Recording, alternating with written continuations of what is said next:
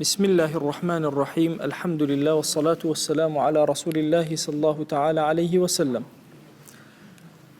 بەڕێزان و خۆشەویستانم کتێبی ئەذکاری ئیمامی نەووی یەکێکە لە کتێبە زۆر نایابەکان کە ئێمە لە خزمەتی ئەبین هەموو کات و ئەو ذیکرانەی کە ئیمان بۆمان باسەکە ئەگەر بێت و پیادەیان کەین و جێبەجێیان کەین ژیانێکی زۆر ئارام و بەختەوەر بۆ خۆمان دەستەبەرەکەین. ئیمامی نەووی باسی ذیکرەکانی خەوی بۆ کردین و زۆر ذیکری باس کرد. ئەمڕۆ هەندێک لە ذیکرەکانی تر باسەکەین و کۆتایی بەم دەرسی باسی ذیکرەکانی خەو ئەهێنین. ئەفەرمێ یەکێک لە فەرمایشتەکانی تر پێغەمبەریان صلی الله عليه و آله وسلم کە لێ ڕوایەتێکە هاتووە ضعفێک لە سەنەدەکەیە هەیە بەڵام ڕیوایەتی تر زۆر یەکەیەکەی ئەم فەرمودەیان بەهێز کردووە. ئەفەرمێ هەر کاتێ پێغەمبەریان صلی الله عليه و آله وسلم کە ئەخەوت هەتا وەکو ئەو کاتە ژیانی بەجێهێشت نەئەخەوت هەتا وەکو پەنا نەگرێ بەخوا لە ترسنۆکی لە تەمەڵی لە سەئامە أيود اللهم إني أعوذ بك من الجبن والكسل والسآمة. سآمة معناه كيتشي هندق أفرمون مردني كتوبر سآمته هندق أفرمون جهرايبون سآمته هموشك لسامة وهاتوه لسمة وهاتوه هموشك بنا أجر بخوا جل جلاله لويل بنا أجر بخوا لترسنوكي بنا أجر بخوا لتملي بنا أجر بخوا لسآمته جهراوی بوون. ئەمەی هەموو ئێوارەیەک هەموو شەوێک پێغەمبەریان صلی الله عليه و سلم پێش خەوتن ئەی فەرموو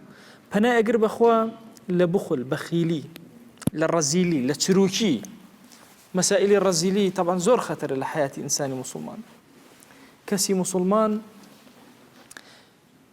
ئەگەر هەرچی صفاتی خراپە تیا کۆ بێتەوە بەخالەتی تیا کۆ نابێتەوە. طبعا بەخالەت لە ڕەزیلی کوردی خۆمان بەقوترە. بەخیل ئەو کەسەیە کە حەزەکە خەڵک هیچی نەوێ بەس ئەم خۆی واتە خەڵک هەمووی برسی بێ و ئەم تێر. ئەفەرمێم صفەتە قەت صفەتی ئینسانی ئیماندار نەبووە بۆیە هەموو شەوێک پێغەمبەریان صلی الله عليه و سلم ئەیفەرموو اللهم إني أعوذ بك من البخل. اینجا هەموو شەوێک ئەیفەرموو اللهم إني أعوذ بك من سوء الكبر. خوای پەنا ئەگرم بە تۆ لەو کاتانەی کەوا عمرم زۆر ئەبێ و ئەنواع تووشی خراپەکاری و ئەنواع تووشی نەهامەتی ئەبم پەنا ئەگرم بە تۆ لە خراپەکاریەکانی کاتی پیری. پێغەمبەریان صلی الله عليه و آله وسلم فەرمێ عذر الله رجلا بلغ 40 سنة حتى 40 ساڵی ممکنە خوای گەورە عوزرە بۆ بێنێت لە دوای 40 ساڵی عوزر نییە بۆ ئەو گوناهانەی کە ئەیکی ئەبێ هەتا 40 ئیتر خۆت تەربیە کردبێ. ئەی فەرموو وسوء المنظر في الأهل والمال. خوايا پنا أجرم بتو أعوذ بك من سوء المنظر في الأهل والمال. خوايا پنا أجرم بتو لا تكتشوني منظر دموشاو.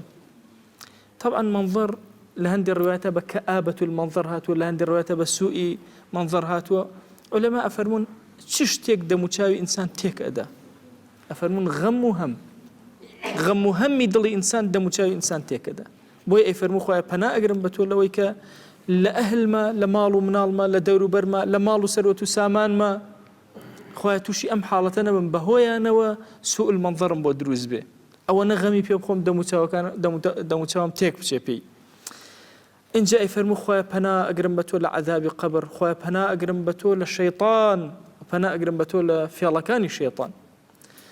الرواية يشتري فرمي بيغمبريان صلى الله عليه وآله وسلم عائشة دايك ما بومان إجارته وفرمي هركاتك أي فرمو كأيوز بخوي أي فرمو اللهم إني أسألك رؤيا صالحة صادقة غير كاذب. نعم الروايات طبعا عندك فرمو أنا ما عائشة رضي الله رحمة الله أما يفرموه همو كاتي خوتن داواي كردو خواه داواد لي أكم خويكي خوش ببينم رؤياكي صادقة ببينم رؤياك ببينم كخوي ببينم كضلم قشكاتو ضلم تنقنكا يو تصوره كان يعني عمري هرملا بك بدولته التي برساري خوي لي أكر براكن رقبك بدولته التي برساري خوا بو شو كهركس خويكي ناخوشي بيني جاني تكدا سبحان الله زور خم دايقري خفت باريكي زور سير أبي بو چونك خو جورك اللواحي بو آينده وخويكي خوشي بيني زور دلقش أبي بويا پیغمبریان صلی الله عليه و آله وسلم وصيتي بو كردوين خوي ناخوشت بيني لا كز نيجريتو خوي خوشت بيني بيجر خوي ناخوشت بيني صدقه كبو نجات به خوي ناخوشت بيني محاوله بك هەندێ ئەعوذ بالله بکە تف سێ جار بەلای چەپتا بکە و بخەوەرەوە باسی مەکە بە هیچ شێوازێ دێ خەڵک زۆرینەی خەوە ناخۆشەکانی ئەیگەڕێت نا خەوە خۆشەکان پێغەمبەریان صلی الله عليه و آله وسلم هەموو بەیانێک ڕووی کردە هاوڵان ئەیفەرموو کێ خەوێکی خۆشی بینێ بۆمان بگێڕێتەوە هاوڵان هاتن خەوەکانیان ئەیگەڕایەوە بۆی تعبیرە کرد بۆیە مەسائلی خەو یەکێکە لەو بابەتانەی کە پێویستی بە دوعا هەیە خوای گیان خەوێکی ئارام خەوێکی صادق خەوێکی ئیماندارانە ببینم چونکە خەو ژیانی تۆ زۆر ئەگۆڕێ بڕواکەن هەندێک خەو هەیە لە حیاتی ئینسانە کە دووبارە بێت و ئینسان زۆر لێ ئەترسێت دائیمە لێ ئەترس ئەبێتە قەلەقی لێ ئەبێتە ناڕەحەتی لێ بۆیە دایکمان عائیشە ئەیفەرموو خوای گیان من داوای ڕؤیایەکی صالحەی صادقەت لێ ئەکەم هەموو شەوێک بيرد نتشي دعابك اللهم إني أسألك رؤيا صالحة صادقة غير كاذبة خويا داواي خويك اللي كم خويك صالح جوان صادق غير كاذب نافعة غير ضارة خوك السودي هبيبهم زرم لي ندى شو خو زر لي أدا أفرمي سبحان الله أم فرمايشتا أو كسانيك تاقيان كرو تجربيان كرو دائما خوي خوشيان بينيو ودائما أمد لبير نتشي لكاتي خوتا تۆ پێویستە بەوەی ئارام بیتەوە بە خەو پێویستە بەوەی شتانێک ئارامت کاتەوە کە ڕؤیای صالحەیە بۆیە دائیمە پێشەوەی بخەوی داواکە یا ڕەبی خۆیان ڕؤیایکی صالحە ببینم صادقە ببینم بڕواکەن شیرینترین خەوەکان ئەوەیە خەوە بە پیاوچاکانەوە کە ئەیبینی بیرکەوە یعنی تۆ خەو ئەبینی بە پیاوێکی صالحەوە ئەها ئێمە لەبەرەوەی عاشق نین بە هاوڵانی پێغەمبەری خوا صلی الله عليه وسلم خەویان پێوە نابینی ئەزان خەڵکی زۆر صادق و صالح هەیە خەوی زۆر خۆش ئەبینێ بە هاوڵانەوە بە ئیمامی ئەو بەکرەوە بە ئیمامی عومەرەوە بە ئیمامی عوثمان ئیمامی عەلی چونکە ئەهلی سونە ڕقی لە کەس نییە هەموو هاوڵانی خۆشە وەکو یەک دۆستێکم جارە ئەو مامۆستا زۆر کار لە خەوە بە خزمەتی ئەنەسی کوڕی مالیک ئەگەم هەموو جارە هەر بە خزمەتەوە بۆ چونکە زۆری خۆشەوی زۆر دوعای کرد زۆر ڕضوانی بۆ ئەنار ئێمە چەند جار باسی هاوڵان کرێ ئەوەندە جار ڕەضی الله عنهم خۆی ڕزوانی خۆت بەسەریانە دابارێنە خوا ڕزوانی بەسەرا داباراندون هەمیشە ئەم کەلیماتانە ئەڵێن پێغەمبەریان صلی الله عليه و آله وسلم کە ئەفەرمێ کەس تەمەثولی من ناکە باشە لە خەوا منی بینی وەکوە بە ڕؤیای سەر چاوی سەر منی بینی بێ بۆیە مەسئلەی بینینی خەو پێویستی بە دوعا هەیە خوایان هەموو جارە سەر خەیتە سەر پشتێکت سەڵەوات بە لەسەر پێغەمبەریان صلی الله عليه و آله وسلم اللهم إني أسألك رؤيا صالحة صادقة غير كاذبة نافعة غير ضارة أم دعاء اللبير نتشي لك أتي خوتا بك حتى أكو خوكان آرام جيكي خوشيبه إمام علي بومان أجرته أفرمي هيج كسيكم نبينيو ككسيك عقلي هبه بخوي وسي آياتي كوتاي سورة بقرة نخينه همو كسيك عقل بيوسي بويكا أو بخيانة هتاوكو عقلك بارزراو به أفرمي أصحاب رضا ورحمة إخوان لي قد نأتوا نسرجيقا إلا سيقول لك أن أخوان شوان إمام مسلم رواياتي كردو إلا سيقول لك أن أخوان قل هو الله أحد وقل أعوذ برب الفلق وقل أعوذ برب الناس للروايات كان ترى باس ما كردو إمام النووي أفرمي الروايات زورم بو باس كردي چەندم بۆ باس کردووی چەندین تری لەم فەرمایشتانە لەم بابە هەر هەیە ئەنواع جۆری ذیکر واریدە لە کاتی خەوا ئینسان بیخوێنێت تا خەوی لێ ئەکەوێ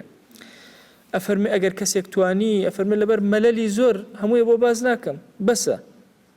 ئەگەر کەسێک توانی هەموو ئەم بابانە کۆکاتەوە ئەجرێکی زۆر گەورەی بۆ خۆی کۆ کردوێتەوە ئەگەر نەتوانی هەر هەموو ئەم ذیکرانە بخوێنی نەکەی لە کاتی خەوتە ئیلا هەندێک لە ذیکرەکانت بخوێنە چونکە نازانی ئایا کۆتا خەوتەیانە مە لەم هەفتایەکێک لە گەنجەکانی هەڵەبجەمان خەوت و هەڵنەسایە کۆتا خەوی ژیانی زانانە فەرموون ناڕەحەتترین سەفەر سەفەری خەوە چونکە نازانی ئەگەڕێیتەوە یان نا نەمودەی هەڵسانت دیارە نە هیچ جارێک باسی نەخۆشێکیان بۆ کردم تەماسەوە خەوتووە 20 ئەوەندە ساڵێتە خەبەری نەبووت هەرچی هەوڵ ئەدەن دەکاتیرە ئەنواع عیلاج خەبەری نابێت ژیانیشان ماوە بەس خەبەری نابێت بۆیە ناڕەحەتترین سەفەری تۆ درێژترین سەفەرە سەفەری خەوت کە ڕاکشای بەبێت ذیکر ڕانەکشی نەکەی خۆت مەشغوڵکەی بە مۆبایلەوە دەی هەتا خەوت لێ ئەکەوێت نەکەی لێی گەڕێ نیو سەعات پێش ئەوە سەعاتێ پێشەوە فڕێدە خەریک بە لەگەڵ خوای خۆتە اینجا سەر بنێرەوە داوا کە خوایە ئەمەوێ خەوێکی خۆش ببینم خوای بەم خەوە ئارامم کە ئەزانی چەند کەسێ ئەخەوێت و ئیسراحەت ناکە خەوەکە ئیسراحەتی ناداتی لاشەی عەقڵی ناخەوێ مێشکی ناخەوێ هاوارکە یا ئیلاهی ئەمەوێ خەوێکی ئارام بخەوم ئیسراحەتی پێ بکەم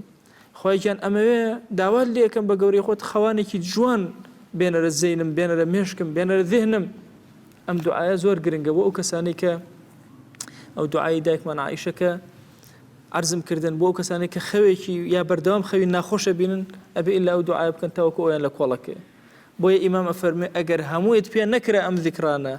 بڕێ لە ذیکرەکان لە یاد نەکەی هەر هیچت پێ نەکرا سێ قولەکە بخوێنە هەر هیچت پێ نەکرا عەلە الئەقەڵ بڵێ لا ئیلاهە ئیلا الله کۆتا کەلیمەی تۆ لەشەوە باوشەی لا ئیلاهە ئیلا الله بێ ئینجا ماڵ ئاوایی بکە خوای بۆ خاتی گەورەی خۆت داوات لێ ئەکەین بە ناوی جوانت بە صیفەتی بەرزە بە ئیسمی عەظەمت خوای لەسەر جەم گوناهەکانمان ببورە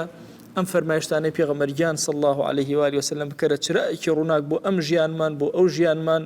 یا ڕەبی خوایە بە حورمەتی ئەم کەلیماتانەی کەوتمان و هەمووی کەلیماتێک بوون لە زاری شیرینی پێغەمبەرگیانەوە صلی الله عليه و آله وسلم هاتبوونە دەرەوە یا ڕەبی خوایە بە حورمەتی ئەم کەلیماتانە ئارامی بخەرە دڵمان ئارامی بخەرە ماڵمان ئارامی بخەرە خەومان ئارامی بخەرە ژیانمان ئارامی بخەرە ناو ماڵ و مناڵمان پەروەردگارە داوات لێ ئەکەین ئارامی بەسەر وڵات و شار و نیشتیمانمانە ببارێنە خوایە بۆ خاتری ئەم کەلیماتانە کە وشەی پێغەمبەری خوان صلی الله عليه و آله وسلم داوات لێ ئەکەین ئارامی بۆ ئومەتی پێغەمبەری خوا صلی الله عليه و آله وسلم ببارێنە آمین آمین والحمد لله رب العالمين وصلى الله على سيدنا محمد وعلى آله وصحبه وسلم تسليما كثيرا أبدا إلى يوم الدين يقول لقناه من شيء وجبوري خالما قبولك